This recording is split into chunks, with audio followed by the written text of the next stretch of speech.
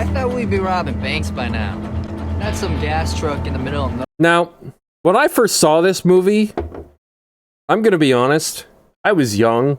I don't know, I must have really not been paying attention, because I don't remember going, holy shit, that's Han, he's alive. Either I didn't recognize him, or, like, the first part of this movie is just something my brain always skipped over. I'm not sure. Like, gotta remember, you guys, I was born in 1998. I was a kid. So, I didn't care about anything but the cars. I was bare minimum. Like, I was enthralled by this movie, and yet, I only paid attention to very certain things. I had very specific things. I had tunnel vision. But they literally started this movie with the trope of anyone that dies didn't actually die, but we'll make it look very, very certain, and then somehow they miraculously survive, even though there's no way they could have. And also just the fact that the timeline makes no sense. Like, Endgame makes more sense at this point. The multiverse makes more sense at this point. I say we move out first thing in the morning. It's me they want. Does Han care? He knows it's you they want, but he's also making a lot of money with you. Also, let me be real clear here. What was it 2 million plus or 6 million plus? I always get this wrong. In the first film, how much property in a dollar amount did he steal? Was it 2 million? 6 million? Why does anyone outside of North America care? Or the United States, sorry. So, listen to this. Heard they're doing some crazy in Tokyo. I mean, I don't need to tell you guys, this franchise isn't exactly planned out to the end. They just know they're making 10 fucking movies because it makes money. So, I think in the director's commentary, I remember this is from when I listened to the commentary as a kid, a long time ago.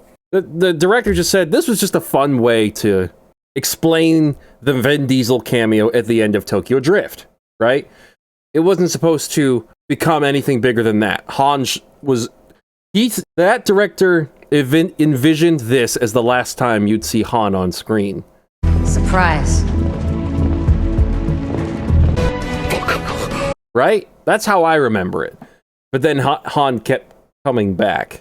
Like, this was, as I understood it, the last movie that was supposed to take place before Tokyo Drift. I don't want you around when they catch up to me. Ride or die, remember? Ride or die. That was used a lot in the 6th movie, when he was trying to get Letty back. She was only dead for one fucking movie. You believe in ghosts? Impossible. You know they're gonna capture Dom. I don't want you getting tangled up in this, so stay away from them. That's what you have to say to me after 5 years? 5 years. So, that's surprisingly clever. I'm surprised the writers are paying that close attention.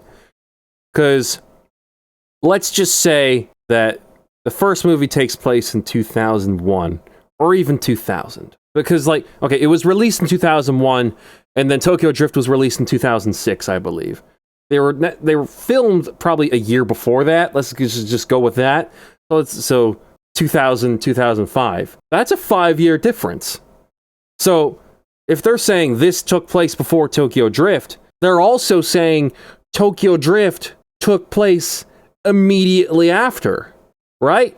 Because the Fast and Furious happened, 5 years later, this happens, Han is off in Tokyo, he dies, and then, but there's a small time warp that happens in there for the other movies to take place. Got a building montage, fastest way to build your car in less than 72 hours. Has it really already been less than 72 hours? I actually have no idea what kind of question I just asked. I'm sorry. You know what I'm saying? Like, it feels like it's been a lot longer than 72 hours, and we all know how long it takes to fucking build a car, especially a JDM one in the US. Or, how about a Nissan Skyline in the US with the availability of parts for Skyline in the US. Less than 72 hours, my fucking